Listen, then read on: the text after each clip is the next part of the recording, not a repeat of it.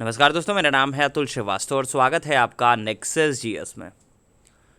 Rudra series 2021 आज की जो क्लास है वो इकोनॉमी से है, अर्थशास्त्र से है। अर्थशास्त्र का रामबाण है। बोल सकते हैं कि इस एक क्लास में आपको मैक्सिमम क्वेश्चंस देने की कोशिश की जाएगी जो इस वर्ष 24 अक्टूबर 2021 या फिर 5 दिसंबर 2021 को होने वाली यूपी पीसीएस प्रीलिम्स और समीक्षा अधिकारी 2021 के पेपर के लिए बहुत इंपॉर्टेंट है। और होपफुली इसी एक क्लास से आपके मैक्सिमम क्वेश्चंस कवर अप हो जाएंगे। जितने भी क्वेश्चंस कवर अप हो सकते हैं क्लास में वो सारे के सारे कवर अप करा दिए जाएंगे। तो ये पेड क्लास के लिए क्लास है, बट आपका यूट्यूब चैनल पर अपलोड की जा रही है। चलिए शुरुआत करेंगे मिश्रित अर्थव्यवस्था से। तो मिश्रित अर्थव्यवस्था क्या होती है? देखिए, ऐसी अर्थव्यवस्था जिसमें निजी और सार्वजनिक दोनों क्षेत्र विद्यमान होते हैं मिश्रित अर्थव्यवस्था कहलाती है। भारतीय अर्थव्यवस्था जो है मिश्रित अर्थव्यवस्था का ही एक उदाहरण है। नेक्स्ट है विनिमय साध्य विलेख के बारे में बात करें तो विनिमय साध्य विलेख जो है वो आपका अधिनियम 1882 में प्रभावकारी हुआ था और 2015 के आसपास इसमें संशोधन हुआ था। नेक्स्ट है उत्पादक कीमत सूचकांक के बारे में बात करें तो इंग्लिश में इसको बोला जाता है प्रोड्यूसर प्राइस इंडेक्स। एक समयावधि में उत्पादित वस्तुओं और सेवाओं की कीमत के औसत परिवर्तन को ये मापता है। नेक्स्ट है एक क्वेश्चन बनता है समावेशित विकास से। इंग्लिश में इसको बोला जाता है इंक्लूसिव ग्रोथ। तो समावेशित विकास एग्जैक्टली होता क्या है? तो समग्रता के साथ प्रगति की बहुआयामी अवधारणा है और इसमें बुनियादी सुविधाओं में सुधार के साथ शिक्षा, स्वास्थ्य और रोजगार के बेहतर अवसरों की उपलब्धता परिलक्षित होती है। इसके साथ गरीबी को कम किया जाना इसका एक प्रमुख आयाम है। केवल राष्ट्रीय आय की ऊंची वृद्धि दर से समावेशित विकास को बढ़ाने की आशा नहीं की जा सकती है। तो समावेशित विकास में क्या क्या चीज़ें होती हैं उसके बारे में हम लोगों ने बात कर ली। नेक्स्ट है अब हम लोग बात करेंगे विशेष कृषि और ग्राम उद्योग योजना के बारे में। तो विशेष कृषि और ग्राम उद्योग योजना इसका जो मुख्य उद्देश्य होता है वो कृषि निर्यात को प्रोत्साहित करना होता है।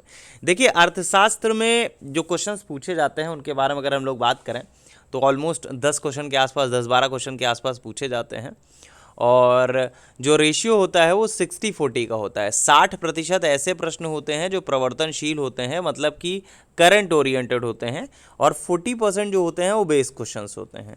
तो दोनों ही करने आसान होते हैं, ऐसा नहीं है कि दोनों करने मुश्किल होते हैं। लेकिन हाँ, हमेशा टारगेट 100 में 100 का आपका नहीं होना चाहिए। आपका टारगेट 80 होना चाहिए कि 80 क्वेश्चन हम कर ले जाएंगे। अगर 10 क्वेश्चन आते हैं तो 8 हमारे सही हो जाएं, 7 हमारे सही हो जाएं, ठीक है, तब आप किसी भी एग्जामिनेशन को क्लियर कर सकते हैं, क्योंकि मेरिट कभी भी इससे ऊपर नहीं जाती। मैं बेस एग्जामिनेशन के बारे में बात कर रहा हूँ, जैसे यूपी पीसीएस हो गया, यूपीएससी हो गया, ठीक है, स्टेट लेवल का जो बड़ा एग्ज़ाम होता है जैसे समीक्षा अधिकारी हो गया। तो इन तीनों एग्ज़ाम के बारे में बात कर रहा है। यूपीएससी तो फिलहाल अलग ही हो गया। तो इन तीनों एग्जामिनेशन के बारे में बात करो कि यहाँ पे जो ट्रेंड होता है वो इसी प्रकार से होता है। बाकी जितने भी छोटे एग्जामिनेशन हैं उनका तरीका थोड़ा सा अलग होता है। नेक्स्ट है किसानों के लिए किसान क्रेडिट कार्ड योजना के बारे में बात किए करें तो 1998-1999 में लागू की गई थी ये। नेक्स्ट है विकास के भारतीय मॉडल के बारे में बात करें तो भारत में अर्थव्यवस्था के विकास के लिए मिश्रित अर्थव्यवस्था मतलब मिक्स्ड इकोनॉमी का स्वरूप अपनाया गया है। मिश्रित अर्थव्यवस्था के तहत सार्वजनिक मतलब पब्लिक और निजी मतलब प्राइवेट क्षेत्र की देशों के विकास कार्यक्रमों में भागीदारी होती है। सार्वजनिक क्षेत्र का प्रशासन जहां राज्य करता है वहीं निजी क्षेत्र का प्रशासन व्यक्ति करता है। और इस प्रकार अगर बोला जाए तो विकास का भारतीय मॉडल राज्य और व्यक्ति दोनों की हितों की रक्षा करता है। नेक्स्ट पॉइंट है प्रथम औद्योगिक नीति के बारे में बात करें तो स्वतंत्रता के पश्चात देश की जो प्रथम औद्योगिक नीति की घोषणा है वो 6 अप्रैल 1948 को की गई थी। डेट सहित एग्जामिनेशन में डायरेक्टली पूछ लिया जाता है।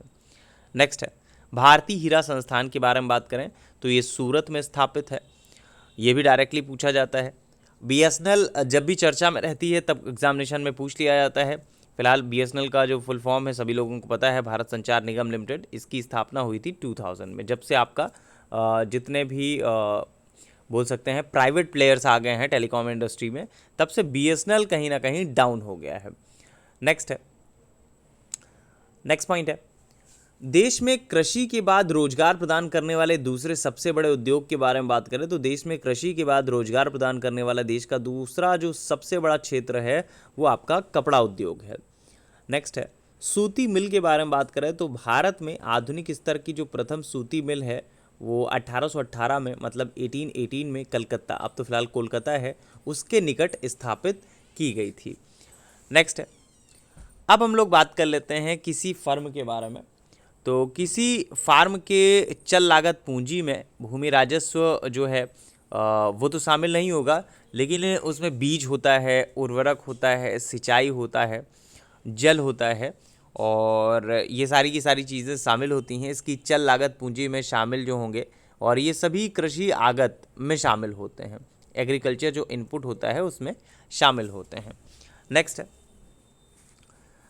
गेहूं, आलू तथा गन्ना के बारे में बात करें तो स्पेशली जब हम लोग एग्जामिनेशन दे रहे हैं उत्तर प्रदेश का तो वहाँ पे ये क्वेश्चन बनता है कि उत्तर प्रदेश जो है किन चीज़ों में अग्रणी है। तो उत्तर प्रदेश जो है वो आपका गेहूं, आलू तथा गन्ने में एक अग्रणी राज्य के रूप में देखा जाता है। नेक्स्ट पॉइंट है सूक्ष्म लघु और मध्यम उद्यम विकास अधिनियम के बारे में बात करें तो ये भी पूछा जाता है और काफ़ी अधिनियम है इस टाइप से जो पूछे जाते हैं एग्जामिनेशन में, आपको पता होना चाहिए। 2006 में ये पारित हुआ था। नेक्स्ट है सूक्ष्म जो लघु निर्माणी उद्योग में प्लांट और मशीनरी में विनियोग की मात्रा होती है वो कितनी होती है अगर आपसे पूछा जाए तो 25 लाख रुपए से ऊपर होती है, लेकिन 5 करोड़ रुपए से अधिक नहीं होनी चाहिए, जो नया डाटा आया था उसके अकॉर्डिंग। नेक्स्ट है उपभोक्ता सहकारी भंडार के बारे में बात करें तो उपभोक्ता सहकारी भंडार जो है वो सदस्यों द्वारा स्थापित किए जाते हैं। तो उपभोक्ता सहकारी भंडार जो है सदस्यों द्वारा स्थापित किए जाते हैं, जबकि इनका जो पंजीकरण है वो आपका सहकारी समितियों के निबंधक के द्वारा होता है। नेक्स्ट पॉइंट है गोल्डन हैंडशेक के बारे में बात करें तो गोल्डन हैंडशेक क्या है। वर्ष 1991 में नई औद्योगिक नीति में सरकार ने सार्वजनिक क्षेत्र के उपक्रमों को अधिशेष कर्मचारियों से मुक्त करने के लिए प्रोत्साहन युक्त और एक स्वैच्छिक सेवा निवृत्ति योजना मतलब VRS स्टार्ट किया था, और इसे ही स्वर्णिम विदाई योजना अथवा गोल्डन हैंडशेक नाम दिया गया था। नेक्स्ट पॉइंट पे डिस्कस कर लेते हैं और क्या चीज़ें हैं जो महत्वपूर्ण है, और कुछ समितियां हैं उनसे रिलेटेड क्वेश्चन पूछे जाते हैं। जैसे आपका गोस्वामी समिति हो गई तो ये आपका औद्योगिक रुग्णता की समस्या से रिलेटेड है। जानकी रमन समिति हो गई, ये भी बहुत पूछी जाती है। रीज़न ये है कि शेयर मार्केट से रिलेटेड है, शेयर मार्केट घोटाले की जांच पड़ताल करती है। आप लोग देखते होंगे इनसाइड ट्रेडिंग शब्द सुनाई पड़ता है, क्योंकि इस समय स्टॉक मार्केट जो है बूम पे है और ऑल टाइम हाई पे चल रहा है, इस वजह से इससे रिलेटेड भी क्वेश्चन आपके एग्जामिनेशन में पूछा जा सकता है। इकोनॉमी में आपका इसका एक अपना जगह है और इनसे रिलेटेड इन टॉपिक से रिलेटेड क्वेश्चन जरूर पूछे जाते हैं। तो जानकी रमन समिति जो है वो शेयर घोटालों की जांच पड़ताल से संबंधित है। मल्होत्रा समिति के बारे में बात करें तो ये आपका बीमा क्षेत्र में सुधार से रिलेटेड है। तारापुर कमेटी के बारे में बात करें तो पूंजीगत खाते में रुपए की परिवर्तनीयता पर सलाह हेतु गठित हुई थी। नेक्स्ट है मेक इन इंडिया के बारे में बात करें तो वैसे भी आप बोल सकते हैं कि जो आपके योजनाएं हैं उनसे रिलेटेड क्वेश्चन ज़रूर पूछे जाते हैं। मेक इन इंडिया कार्यक्रम का जो लोगो है वो आपका शेर है, और होपफुली सभी को याद होगा कि स्टार्टिंग जो हुई थी 25 सितंबर 2014 को हुई थी। 25 सितंबर 2014 को इसकी स्टार्टिंग हुई थी। नेक्स्ट है बजट से रिलेटेड काफ़ी क्वेश्चन पूछे जाते हैं, आर्थिक समीक्षा से रिलेटेड काफ़ी क्वेश्चन पूछे जाते हैं। तो आर्थिक समीक्षा जो है वो आपका वित्त मंत्रालय द्वारा तैयार की जाती है, ये बेस क्वेश्चन है।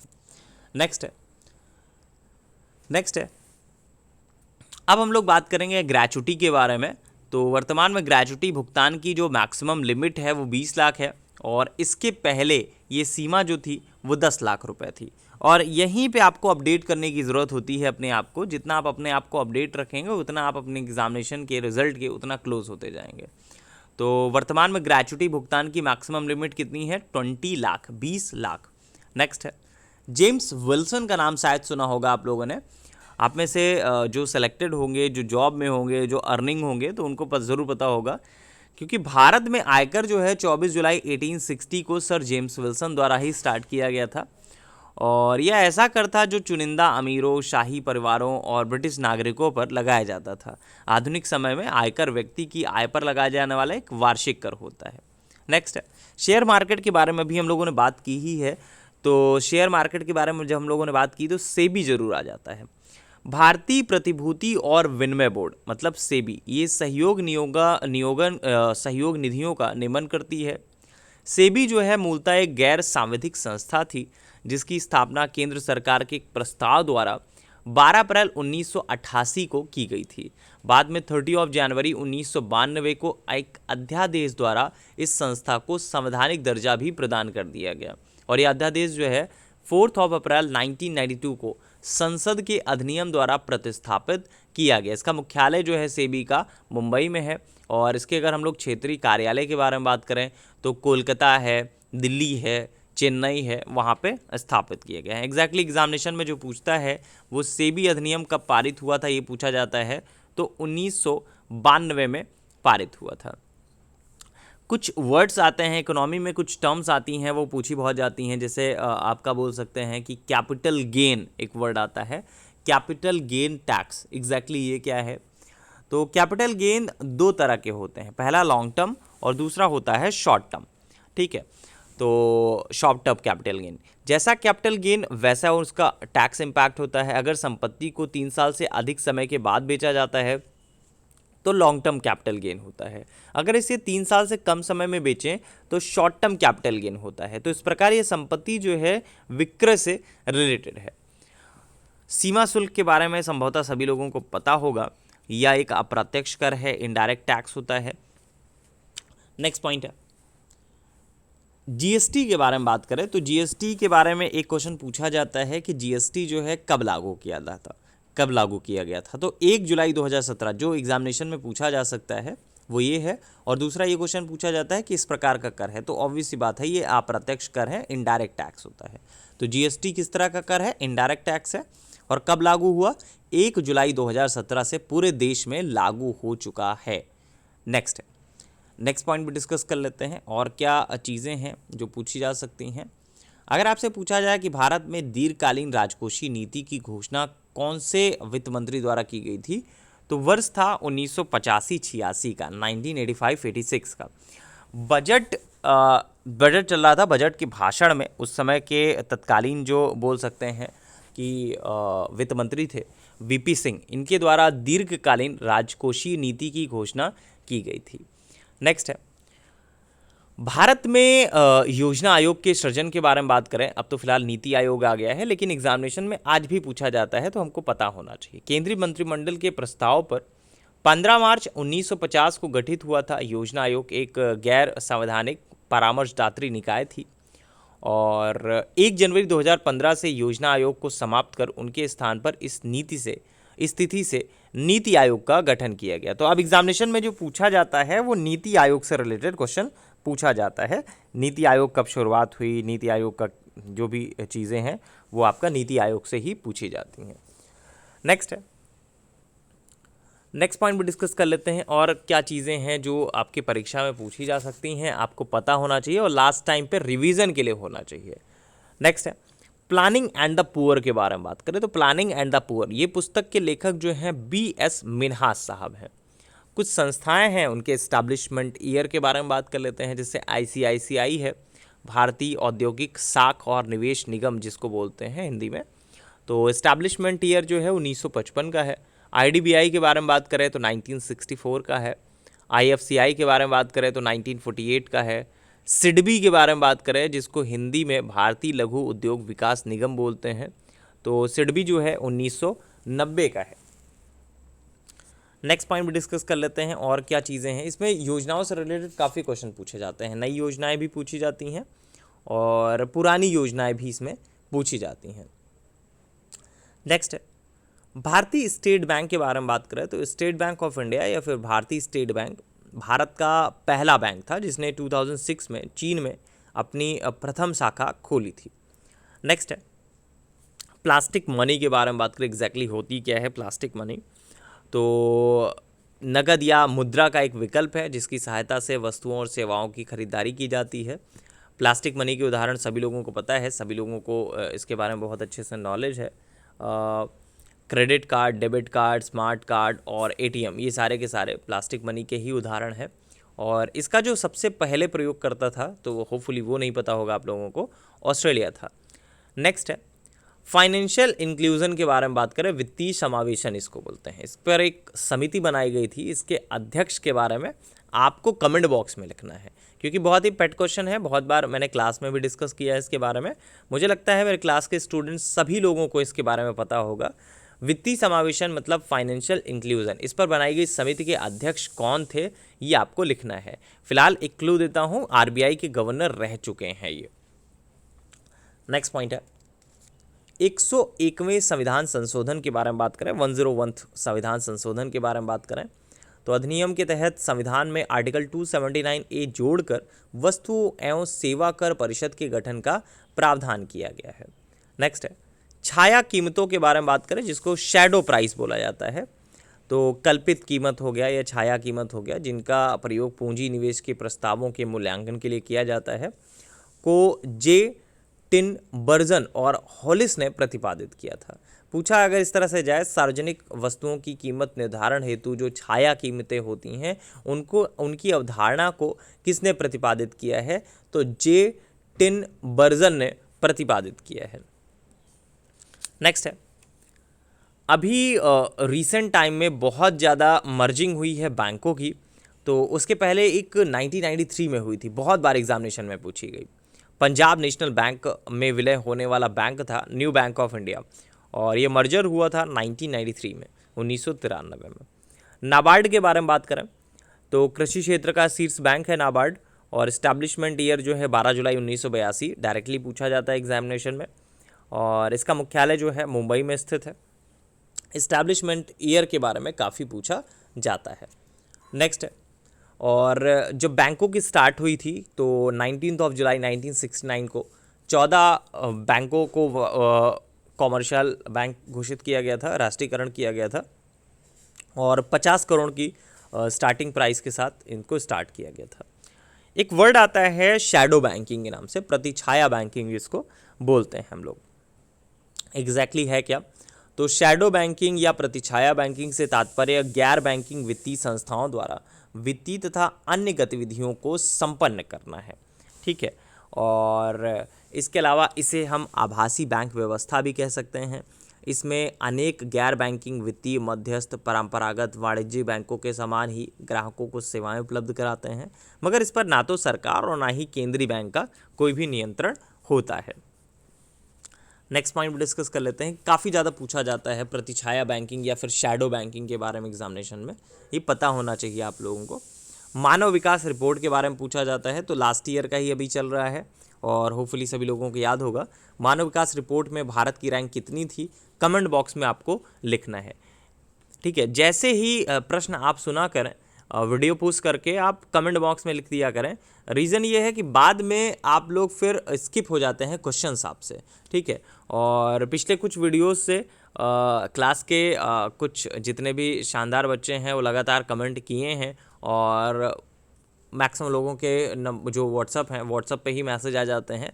तो कुल मिलाकर आप वहीं पे कमेंट कर दिया करें, जिससे मुझे नोटिफाई हो जाया करे, हाँ ये इन लोगों ने कमेंट किया है, इन लोगों को याद है चीज़ों के बारे में। जैसे क्लास में ही आप लोगों से बता दिया जाता है कि जिसको ये चीज़ आती है वो कमेंट बॉक्स में या फिर व्हाट्सएप पे ज़रूर मैसेज कर देगा इस चीज़ के बारे में कि हाँ हमें ये चीज़ आती थी। ठीक है, तो इससे एक ये चीज़ बनी रहती है कि क्लास में आपका टच बना रहता है। वो ज़रूरी है बहुत ज़्यादा कि आपको मेरे बारे में पता होना चाहिए, मुझे आपके बारे में, आपकी पढ़ाई के बारे में पता होना चाहिए कि आप किस दिशा में आगे बढ़ रहे हैं, रुके हुए हैं, या किस तरह की क्या समस्याएं। चलिए वापस आ जाते हैं हम लोग सकल राष्ट्रीय सुख के बारे में।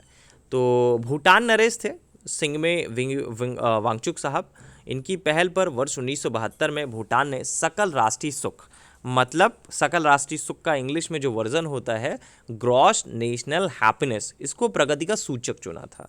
वर्तमान में जो खुशी सूचकांक है उसको मापने के लिए 3 तत्वों को शामिल करते हैं। ये 3 तत्व जो हैं जीवन संतुष्टि है, संभावित आयु है और एनवायरमेंट है।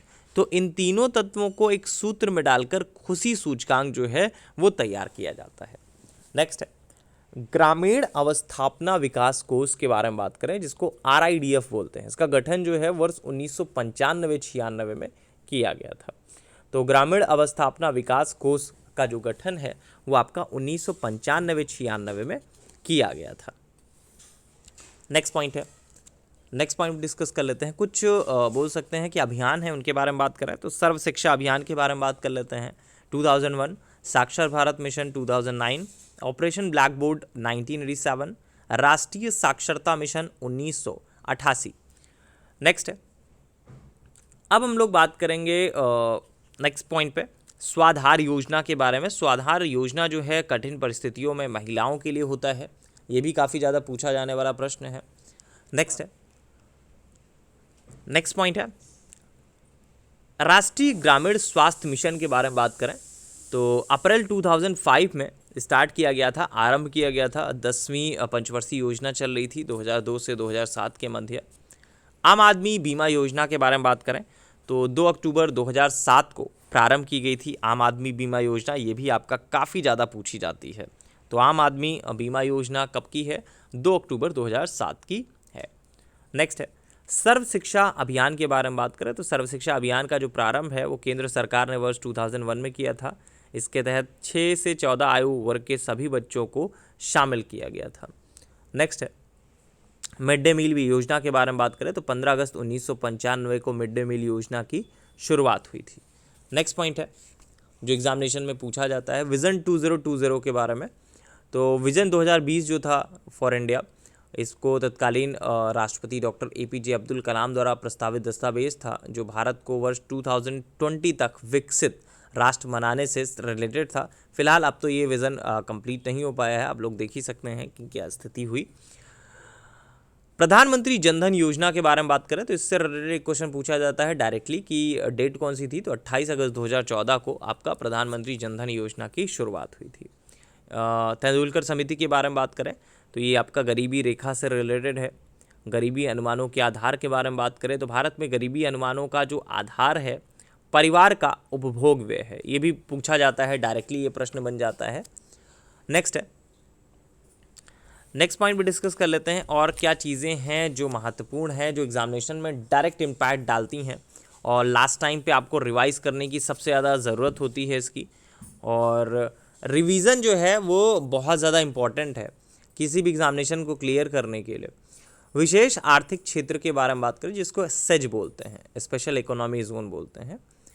तो भारत जो है एशिया में प्रथम ऐसा देश है जिसमें बोल सकते हैं जिसने निर्यात में प्रभावी वृद्धि के उद्देश्य के तहत वर्ष 1965 में कांडला में निर्यात प्रसंस्करण क्षेत्र मतलब EPZ की स्थापना की थी। पुनः 1 अप्रैल 2000 से प्रभावी आयात निर्यात नीति मतलब एग्जिम पॉलिसी में निर्यात हेतु अंतर्राष्ट्रीय स्तर का प्रतिस्पर्धी वातावरण उपलब्ध कराने के लिए उस समय के देश की सभी 8 मतलब EPZ जो है कांडला, सूरत, सांता क्रूज, चेन्नई, नोएडा, फोर्ट, विशाखापत्तनम और कोच्चि, इनको सरकार ने विशेष आर्थिक क्षेत्र मतलब SEZ में परिवर्तित कर दिया था। पूछा आपसे जाता है नीति कब घोषित हुई थी, तो अप्रैल 2000 में इसकी नीति घोषित हुई थी। नेक्स्ट पॉइंट है आयात कर के बारे में बात करें जिसको टैरिफ बोलते हैं, तटकर या प्रशुल्क टैरिफ बोलते हैं इसको। तो ये आयात निर्यात वस्तुओं पर लगाया जाने वाला कर होता है। नेक्स्ट पॉइंट है भारतीय रुपए को चालू खाते में पूर्ण परिवर्तनीयता के बारे में बात करें तो रुपए की परिवर्तनीयता से तात्पर्य रुपए का विदेशी मुद्राओं में तथा विदेशी मुद्राओं को रुपए के में बिना किसी हस्तक्षेप के स्वतंत्र रूप से परिवर्तन संभव होने से है। और भारतीय रुपए को वर्ष 1994 में चालू खाते में पूर्ण परिवर्तनीय बनाया गया था। नेक्स्ट पॉइंट है ई-कॉमर्स के बारे में सभी लोगों को बहुत अच्छे से पता है। एग्जैक्टली ई-कॉमर्स ही आज की डेट में काफ़ी ज़्यादा अपडेट है, सबसे ज़्यादा चल रहा है। विश्व व्यापार संगठन के बारे में बात करें तो विश्व व्यापार संगठन की जो स्थापना है वो आपका 1 जनवरी 1995 में हुई थी।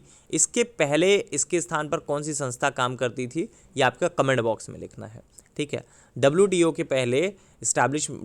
इस्टेब्लिशमेंट होने से पहले कौन सी ऐसी संस्था थी जो इसके पहले इसके स्थान पर काम कर रही थी।